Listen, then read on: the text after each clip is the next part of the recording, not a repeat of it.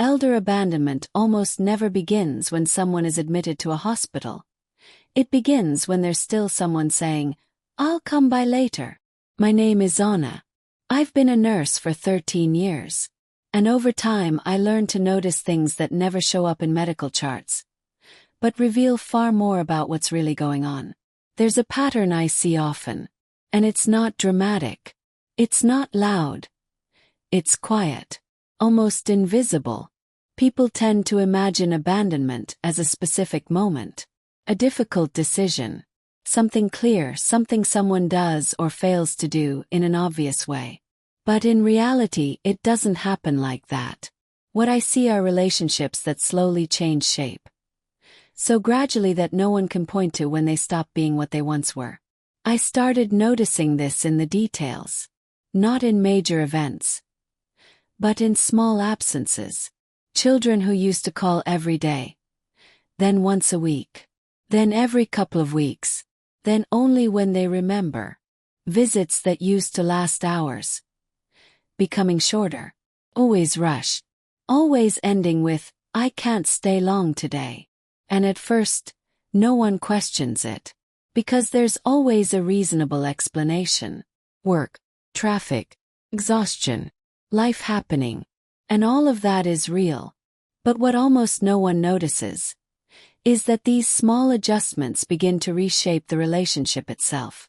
A relationship where the elderly person is still there, but slowly takes up less space, less time, less attention, less priority. And this doesn't happen all at once. It happens gradually. So gradually that it feels natural. I've cared for patients who were still fully independent, mentally sharp, capable of managing their own lives, yet had been emotionally alone for a long time. And that doesn't show up in any test. It's not written in any report. But it's there, between the lines.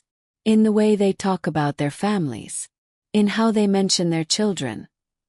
Always trying to justify their absence. They're very busy. It's far. They have their own lives. And when they say those things, there's always a pause. Too subtle for most people to notice. But long enough for someone who has seen this many times. I've learned that abandonment rarely comes with conflict. It doesn't usually arrive through arguments or clear breakups. Comes through adjustments, through quiet acceptance, through small "it's okay" moments. Even when it's not really okay. And maybe that's why it's so hard to recognize. Because no one wakes up one day and decides to abandon someone. People just slowly stop showing up. And over time that changes everything. The hardest part to see is that when it finally feels like the problem has begun, it's actually been there for a long time. The hospital doesn't create the situation. It just makes visible what was already being built in silence. And by then, it's no longer about what happened that day. It's about everything that stopped happening long before. There was a patient I took care of who never really left my mind. Not because of how things ended, but because of how everything unfolded before that. His name was Roberto. He was 78. He arrived alert, oriented. The kind of patient who tries to hold on to routine, even inside a hospital. In the first few days, something small caught my attention. Every morning after breakfast, he would carefully arrange the chair next to his bed. It wasn't something we asked him to do. It wasn't part of his care. But he would straighten it, align it perfectly beside the bed, leaving just enough space, as if someone was going to sit there. First it seemed like habit. He was polite, organized. Someone who liked things in order. But on the third day, while I was checking his medication, he asked me, "Today is visiting day, right?" Said yes. And he simply replied, "They usually come after lunch." He said it calmly. No anxiety. No pressure. As if it was certain. As if it was part of how things worked. That day, no one came. At the end of my shift, I passed by his room. The chair was still there. Untouched. The next morning, he repeated the same routine. Adjusted the chair. left the space open, glanced at the door from time to time. But he didn't ask anything. That's when I started paying closer attention. Because that kind of shift usually says more than any test result. Over the next few days, he mentioned his children a few times. Always casually. My daughter works a lot. My son lives far away. But they come when they can. There was no complaint. No visible frustration. But there was no certainty either. No one came that day. Or the next. Or the entire week. And what stayed with me the most was that he didn't protest. He didn't show anger. He simply adjusted his expectations. The chair remained there, always in the same place. But he stopped looking at the door as often, stopped asking about visiting hours, stopped mentioning them altogether. It was as if, little by little, he was reorganizing something inside himself. Without saying it, without drawing attention. I've seen many patients deal with physical pain, with limitations, with difficult diagnoses. But there's a kind of silence that carries a different weight. And it's the silence of someone who starts to understand that maybe no one is coming, without needing to hear it out loud, without needing confirmation, just realizing. On the 7th day, I walked into his room, and the chair was no longer beside the bed. It had been moved against the wall, as far away as possible, and somehow, that said more than anything clinical ever could. Because it wasn't a practical decision. It was a gesture. Simple, but full of meaning. He didn't say anything that day. But he didn't need to. I had seen that moment before. It's when waiting stops being expectation and becomes something that no longer makes sense. And that's when you begin to understand. Abandonment doesn't suddenly appear. Gets absorbed, quietly, until it starts to feel normal. After the chair was moved against the wall, I started observing Roberto differently. Because until that moment, everything that had been happening could still be explained as coincidence. Routine. Adjustment. But from that point on, it wasn't about waiting anymore. It was about no longer waiting. And that changes a person in a very quiet but very real way. Over the next few days, he became quieter. Not in a way that looked sad or defeated, but in a way that felt contained. Like someone who had understood something, and no longer saw a reason to keep insisting. He remained polite with the staff. He answered when spoken to. He thanked us for everything. But he stopped initiating conversation. Before, he would talk about the weather, small memories, things he used to do. Now, he only spoke when necessary. And over time you learn to recognize that difference. There's a gap between the silence of someone who is tired and the silence of someone who has emotionally stepped back. And his was no longer exhaustion. It was withdrawal. There was one moment that stayed with me. I was organizing medications when the phone rang at the nursing station. It was for him. Call from his family. I walked into his room and said, "Roberto, there's a call for you." He looked at the phone, paused briefly and said, "You can tell them I'll call back later." He wasn't in pain. He wasn't unable to speak. He just chose not to answer. And to me, that moment carried more weight than all the missed visits before. Because until then he was still available. Still waiting. Still justifying. Still holding space. But in that moment, something shifted direction. For the first time, it wasn't his family failing to reach him. It was him choosing not to reach back. And that kind of shift is subtle, but deeply significant. In the days that followed, other small changes appeared. He started sleeping more during the day. Not because he was sicker, but because he was more disconnected. He stopped asking about going home. Stopped mentioning life outside the hospital. It was as if his world had quietly shrunk to fit inside that room. No projection. No expectation. And this didn't happen suddenly. It was a sequence of silent adjustments. He didn't complain about the absence. He didn't confront anyone. He just reduced the emotional space he occupied. And this happens more often than people realize. Because when someone feels they're no longer a priority, the reaction isn't always confrontation. Sometimes it's retreat. I've seen this pattern many times. The elderly person starts by trying to maintain the connection. Then they begin to justify the distance. Then they stop expressing expectation. And eventually, they withdraw internally. No announcement, no visible rupture, just becoming less available. And at that point, it's no longer about the presence of others. It becomes an internal adaptation, a way to feel less, to expect less, to expose themselves less. And it might even look like protection.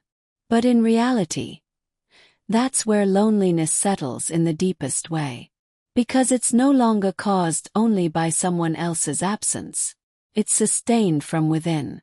And the hardest part to notice is that from the outside everything still seems fine. The patient is stable. There's no conflict, no complaints. But inside, something essential has already shifted. And once that happens, it rarely returns to what it was before. It was in his silence that I understood something that changed the way I see these situations. It wasn't when his family stopped visiting. It wasn't when he stopped asking. It was when he stopped making himself available. Because up to a certain point, we still tend to interpret abandonment as something that comes from the outside. As someone else's failure. A visible absence. But over time, I began to notice there's a deeper moment. A point where abandonment stops being about what others do and becomes an internal state. And Roberto had already reached that point. He didn't seem angry. He didn't seem obviously sad. He just wasn't expecting anything anymore. And that's exactly what makes it so hard to recognize. Because when expectation disappears, suffering changes its shape, becomes quieter, less expressive, turns into a kind of silent acceptance. That's when I realized the problem never started with the missed visits. It was never about that specific day when no one showed up. That was just the visible part. What really happened started long before. It began when presence stopped being a priority. Even outside the hospital. When conversations became shorter. When shared time started shrinking. When the relationship was slowly adjusted, without anyone noticing. And when that repeats over the years, the bond doesn't disappear all at once. Gets diluted, until there's not enough emotional space left to sustain closeness.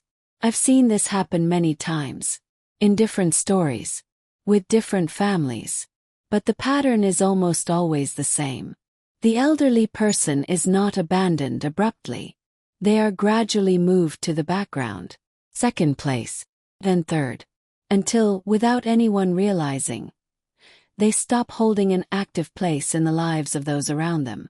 And the most uncomfortable part of all this is that there's rarely a clear intention. People still believe they are present.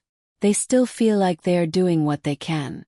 But in reality, their presence becomes more and more rare, more superficial, more distant, and at the same time, the elderly person adapts. They stop asking, they stop expecting, they stop taking up space, until by the time they truly need support, emotionally, they're no longer connected in the same way. And that's why, when family members finally show up at the hospital, they often feel like they're facing a different person. Not because the change happened suddenly, but because it had already been unfolding, quietly, for years. The illness, the hospitalization, the dependency. None of these things create the distance. They only reveal it. They make it impossible to ignore something that was already there. And maybe that's the hardest part to accept, because it forces us to look back. Small moments, at things that seemed insignificant at the time. but that, over the years, completely reshaped the outcome of a relationship. And once you understand that, it becomes impossible to believe that abandonment begins at the end. Because in truth, it starts long before anyone notices. After so many years working as a nurse, I stopped seeing these stories as isolated cases. Roberto wasn't the only one. He was just one of the moments that made it clearer to me. Because after him, I began to notice the same pattern in so many other patients. Different names, different families, different circumstances. But the sequence is almost always the same. First, there is presence.